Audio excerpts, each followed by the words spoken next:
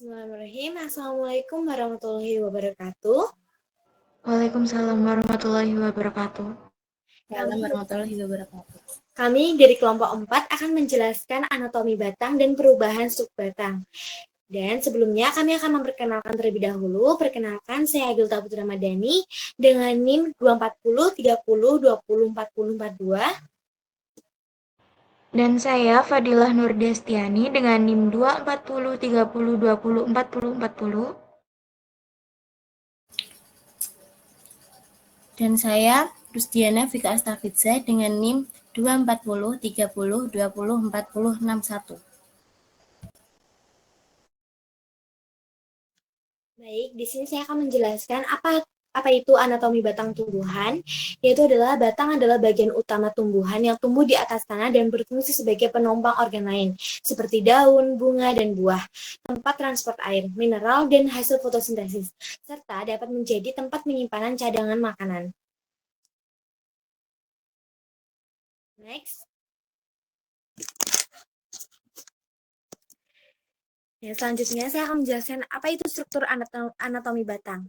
Yang pertama adalah ada epidermis, yaitu yang pertama adalah lapisan terluar terdiri atas selapis sel. Yang kedua, terdapat fungsinya yaitu adalah melindungi jaringan di bawahnya, mencegah penguapan berlebih dan sering ditutupi kutikula. Yang ketiga, ada pada beberapa batang terdapat trikoma atau rambut-rambut atau stomata. Bisa terlihat pada gambar di samping terdapat gambar epidermis. Selanjutnya adalah kortek, yaitu adalah tersusun atas beberapa lapis parenkim. Yang kedua, kadang disertai jaringan kolenkim atau penyongkong dan sklerekim. Yang ketiga ada fungsi, yaitu adalah cadangan makanan, fotosintesis jika mengandung kloroplast, serta penyongkong batang muda. Selanjutnya adalah struktur anatomi batang, yaitu ada endodermis. Yang pertama adalah lapisan pemisah antara korteks dan stele atau silinder pusat. Yang kedua, sering tampak sebagai barisan sel yang lebih rapat. Yang ketiga, fungsinya yaitu adalah mengatur transportasi zat ke dalam silinder pusat. Nah, endodermis, gambar endodermis bisa kita lihat di samping. Baik, selanjutnya akan dijelaskan oleh rekan saya. Baik, selanjutnya kita yaitu struktur anatomi batang, silinder pusat atau stele. 1. Perisikel atau perikambium, yaitu lapisan terluar dari stele, bisa membentuk jaringan kambium tambahan. Yang kedua ada jaringan vaskuler. Yang pertama silam atau pembuluh kayu, yaitu fungsinya mengangkut air dan mineral dari akar ke daun. Yang kedua ada floem atau pembuluh tapis yang berfungsi mengangkut hasil fotosintesis dari daun ke seluruh tubuh tumbuhan. Pada batang dikotil, silam dan floem tersusun melingkar dengan kambium di antara keduanya, mampu menebal sekunder.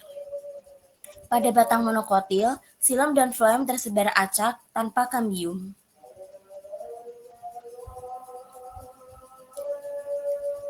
Lalu yang ketiga ada empulur atau pitch. Bagian tengah batang terdiri atas parenkim yang berfungsi menyimpan cadangan makanan dan memberi kekuatan batang. Nah, di sini.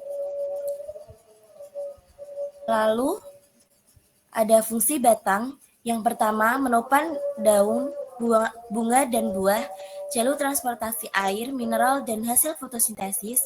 Yang ketiga tempat penyimpanan cadangan makanan, mengandung klorofil pada batang muda untuk fotosintesis, serta alat perbanyakan vegetatif, contohnya batang pada singkong, tebu, dan kentang. Lalu ada pertumbuhan sekunder. Pertumbuhan sekunder adalah pertambahan diameter batang akibat aktivitas kambium, yaitu kambium vaskuler dan kambium gabus, yang terjadi terutama pada batang dikotil dan gymnospermae, berbeda dengan pertumbuhan primer yang hanya menambah panjang. Selanjutnya akan dipresentasikan oleh teman saya. Baik, selanjutnya masuk pada proses pertumbuhan sekunder.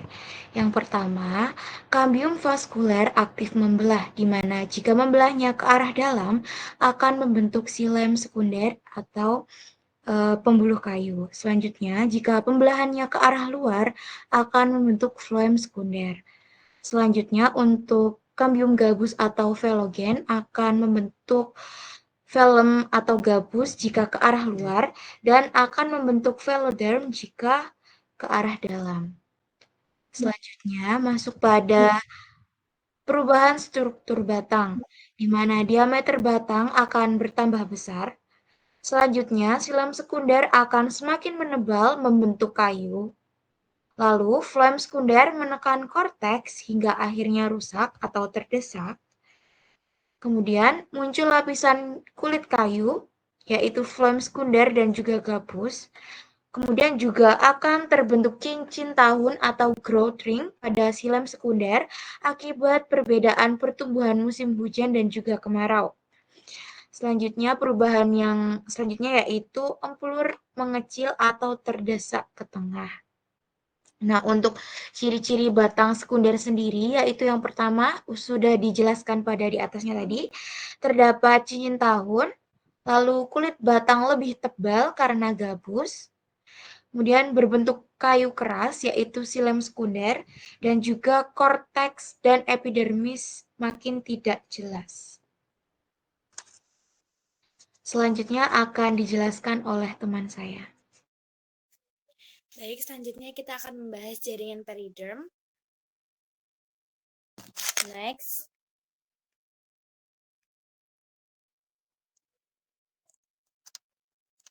Nah, apa itu pengertian jaringan periderm? Adalah merupakan jaringan pelindung sekunder yang menggantikan epidermis pada batang atau akar yang mengalami pertumbuhan sekunder.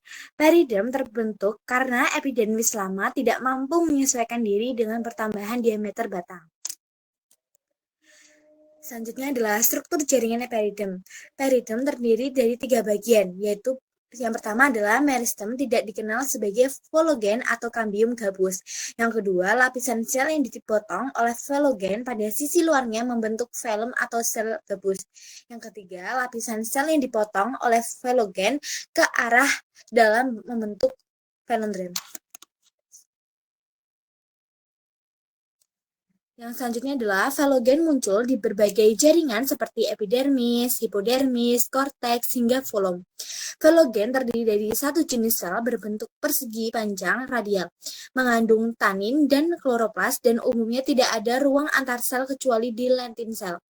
Velogen membelah secara perikenal, menghasilkan velum atau gabus keluar dan velodrem ke dalam, membuat sumbu tumbuhan lebih tebal.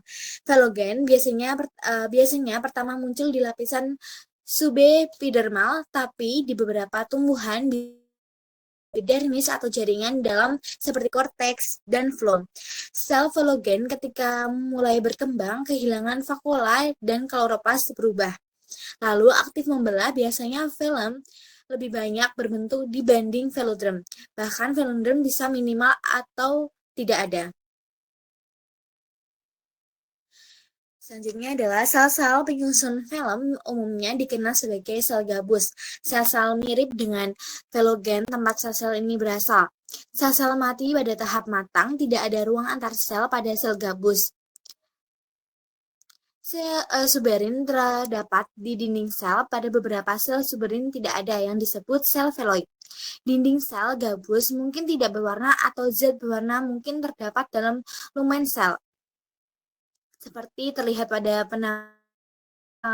tangensial. Sel gabus berbentuk poligonal dan seragam, seringkali tipis secara radinal, seperti terlihat pada penampang batang. Sel gabus komersial atau aquensis tuber memanjang secara radial, seperti terlihat pada penampang melintang. Pada peridermer, betula, dan pronos, sel gabus memanjang secara tangensial seperti yang terlihat pada penampang melintang. Selanjutnya akan dijelaskan oleh rekan saya.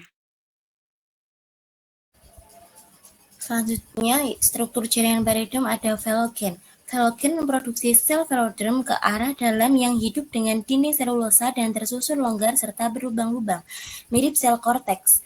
Velodrem tersusun dalam pola radial karena asalnya dari pembelahan velogen. Selain berfungsi sebagai jaringan penyimpanan dan fotosintesis pada beberapa spesies, velodrome juga bisa mengandung skleroid dan sel khusus lain. Istilah korteks sekunder kadang digunakan untuk velodrome, tapi sebenarnya tepat. Lalu ada ciri-ciri peridrome. Yang pertama, menggantikan epidermis lama yang rusak. Lalu, velum berlapis-lapis membentuk kulit kayu luar. Yang ketiga, adanya lentisel atau pori-pori gabus untuk tempat pertukaran gas. Dan tersusun konsentris, yaitu velum, velogen, dan velodrome. Lalu Selanjutnya ini fungsi periderm.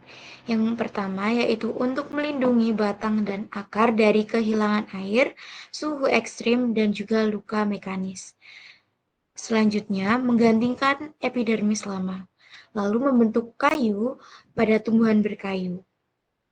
Kulit kayu pada tumbuhan berkayu. Kemudian yang keempat, menyediakan jalur pertukaran gas melalui lentisel. Yang kelima, memberikan ketahanan terhadap mikroorganisme yaitu bakteri, jamur, dan lain-lain. Selanjutnya, untuk contoh periderm pada tumbuhan yaitu pada tumbuhan jati dan mahoni, di mana kulit batangnya tuh keras dan juga tebal. Nah, ada juga mangga dan rambutan. Untuk kulit batangnya itu pecah-pecah akibat periderm berlapis. Untuk selanjutnya yaitu ada kentang, di mana lapisan kulit umbi terbentuk dari periderm. Masuk pada kesimpulan, yakni pertumbuhan sekunder pada batang menyebabkan terjadinya perubahan struktur yang signifikan. Aktivitas kambium vaskuler menghasilkan silam sekunder ke arah dalam dan phloem sekunder ke arah luar, sehingga diameter batang bertambah besar. Silam sekunder yang terus menumpuk membentuk kayu, sedangkan phloem sekunder bersama jaringan gabus membentuk kulit kayu. Korteks dan epidermis lama-kelamaan terdesak hingga tidak tampak jelas. Sementara empulur mengecil ke bagian tengah. Selain itu, perbedaan pembentukan silem pada musim hujan dan kemarau menghasilkan cincin tahun atau lentisel yang dapat menunjukkan umur tumbuhan. Dengan demikian, pertumbuhan sekunder berperan penting dalam memperkuat batang, menambah ketebalan, dan juga mendukung keberlangsungan hidup tumbuhan berkayu. Terima kasih. Saya kembalikan lagi kepada Agilta.